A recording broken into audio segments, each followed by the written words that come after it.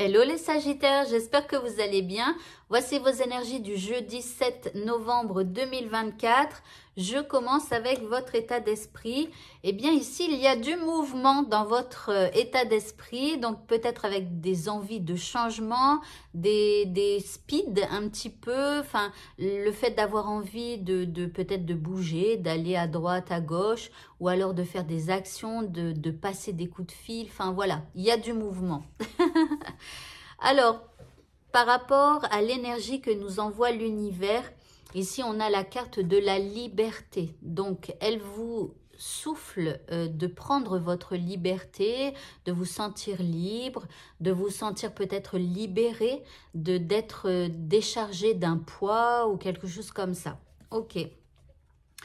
Par rapport à ce qui vous préoccupe ici, on vous dit d'être curieux. Alors, je suis désolée, j'ai du mal mettre mon téléphone, j'arrive pas à bien me contrôler dans l'écran. Il est peut-être trop penché. Ah, désolée, hein, je fais mes petits trucs techniques. Voilà. Alors ici, donc par rapport à ce qui vous préoccupe, on vous dit que il va falloir être curieux. Il va falloir peut-être creuser quelque chose, peut-être poser des questions à quelqu'un ou voilà.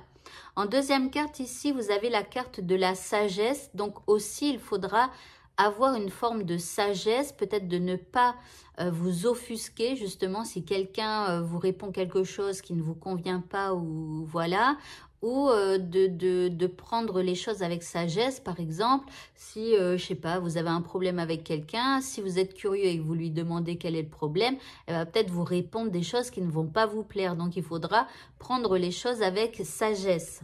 En troisième carte, ici, on parle de prospérité. Bon, ça va, en fait, les choses, enfin, c'est pas qu'elles s'apaisent, mais en tout cas, les choses vous seront favorables. Vous allez prendre les choses avec sagesse et c'est plutôt bien.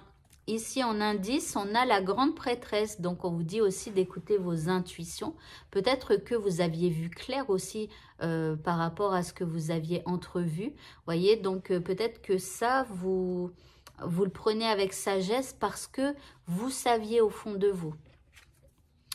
Et puis, en deuxième indice, eh bien, on a la force avec nous. Donc, c'est une énergie plutôt positive. Et aussi, c'est une carte qui nous dit qu'on a du courage à l'intérieur de nous. Peut-être d'affronter justement quelqu'un ou quelque chose avec sagesse.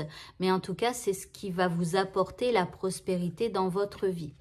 Au niveau sentimental, alors nous avons la carte du muret qui parle d'un petit blocage. Alors, c'est un petit blocage parce que vous voyez un muret, donc c'est un mur, mais que l'on peut facilement, pas contourner, mais on peut facilement passer au-dessus du muret. D'accord? Donc, il y a un petit contretemps, il y a un petit blocage au niveau sentimental. Et en deuxième carte, je souris parce qu'on a la carte du soupirant ou de la soupirante, hein, bien évidemment.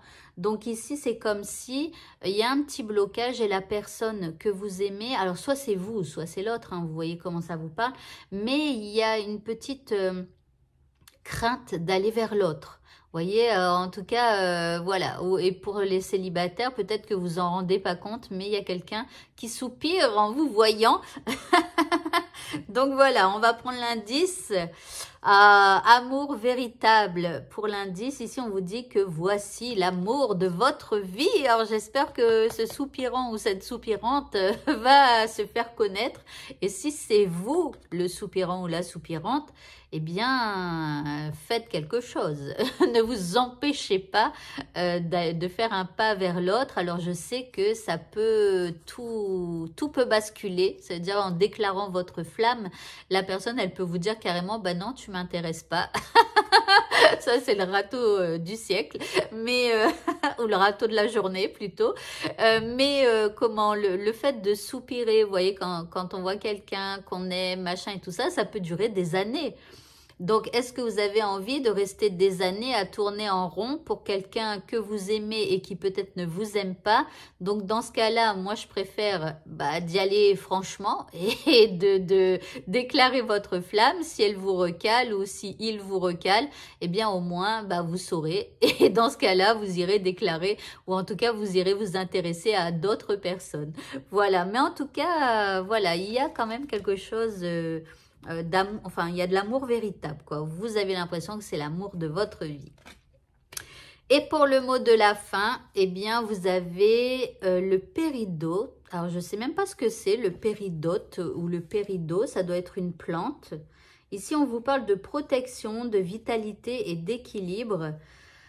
On vous dit, n'hésitez pas à demander aux fées de vous protéger. Alors, j'espère que vous croyez aux fées. En même temps, j'essaye d'allumer vite fait mon internet pour savoir ce que c'est que péridote.